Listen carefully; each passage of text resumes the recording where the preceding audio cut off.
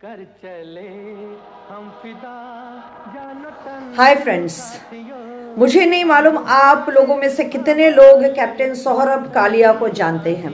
अगर नहीं जानते हैं तो मैं भी बता दूं कि कैप्टन सोहरब कालिया किसी परिचय के मोहताज नहीं है।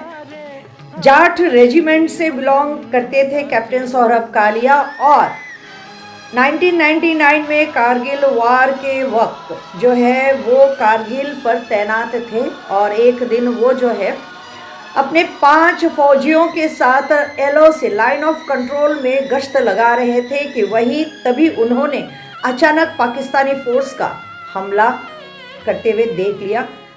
लड़ने की भरपूर कोशिश करते हैं लेकिन उनके पास गोला बारूद जो है आर्म्स एंड एमुनिशन खत्म हो जाती है और पाकिस्तानी फौज उन्हें बंधक बनाकर पाकिस्तान लेकर जाते हैं और 22 दिनों तक वो टॉर्चर एक इंसान, एक फौजी, जी हाँ वो फौजी ही था जो 22 दिनों की टॉर्चर को बर्दाश्त कर गया। पहले उनकी आंखें फोड़ दी गई, फिर निकाल दी गई, नाक काट दिया गया, कान काट दिया गया, हड्डियां तोड़ दी गई और जगह जगह सिगरेट से उन्हें दाग दिया गया, यानी कि जलता हुआ सिगरेट उनके बॉडी में दाग दिया गया और उनसे जो है भारत के सिगरेट को बताने को कहा गया।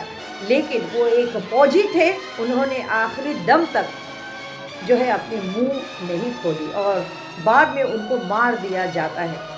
जब वो डेड बॉडी उनके घर तक पहुंचता है, उनकी माँ जो है देख के पहचानती नहीं है उस डेड बॉडी को, क्योंकि कहते हैं कि कैप्टन सोहरब कालिया के आँख नाक कुछ भी नहीं थे, सिर्फ आईब्रो यही रह गया था उनके शरीर में। कितना कष्ट झेला होगा उस माँ ने और कितना कष्ट झेला होगा उस फौजी ने। इतना दर्दनाक मौत, इतने दर्दनाक यातनाएं दे सका ये जो घटिया पाकिस्तान है। और अब भी हम लोग न जाने कितने हमारे फौजी भाई और बहन मार दिए गए, खत्म कर दिए गए इस घटिया पाकिस्तान देश की वजह से। कितने फौजी भाई बहन हमारे शहीद हो गए, लेकिन हम जो है सब कुछ भूल के पाकिस्तान के साथ में मैच खेलते हैं। मुझे तो ताज्जुब भी लगता है कभी कभार। और दूसरी बात तो ये भी है कि मैं तो भारत सरकार से आग्रह करना चाहूँगी कि ऐसे ऐसे वीर जवान जो हमारे शहीद हुए हैं, जो वाकई में रियल हीरो है, उनकी जो दास्ता है, उनकी जो बातें हैं, उनकी जो सेक्रीफाइस है, वो किताबों में, हिस्ट्री के बुक्स में दर्ज होना चाहिए और हमारे बच्चों को भी पता चलना चाहिए कि कितने वीर जवान हमारे भारत ने दिए हैं। जी हाँ दोस्तों, ऐसे महान शहीदों की गाथा हमारे हिस्ट्री के बुक्स में आना ही चाहिए। कब तक हम सिर्फ अकबर और बाबर पढ़ते रहेंगे और जहांगीर और शाहजहां और औरंगजेब की दास्तां और उनके ताजमहल के बारे में हम पढ़ते रहेंगे? हमारे जो रियल हीरो नहीं, रियल हीरो है, उनके बारे में हमारे बच्चों को हम जानकारी दें। हमारे देश के लिए प्रेम प्यार उनके मन में हम जगाएं ताकि स्वदेश का भावना उनके मन में बचपन से ही आए।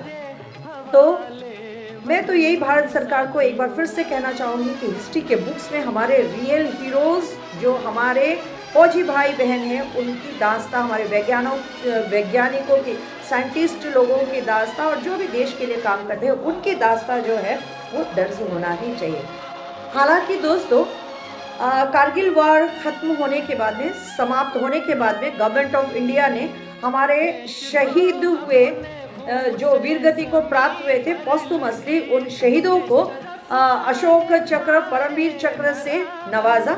लेकिन इसे हम अनफॉर्चुनेट ही कहेंगे कि सोहरब कालिया की शहीदी को जो है अब तक कोई रिकॉग्निशन नहीं मिली, क्योंकि उनका केस अब तक चल रहा है और उम्मीद करते हैं कि बहुत जल्द भारत सरकार जो है उनके सेक्रीफाइस को, उनके जो टॉर्चर उन्होंने बियर किया, उस टॉर्चर को ऑनर करते हुए, उस शहीद को ऑनर करते हुए बहुत जल्द जो है उनको गैलेंट्री अवार्ड से नवाजेंगे।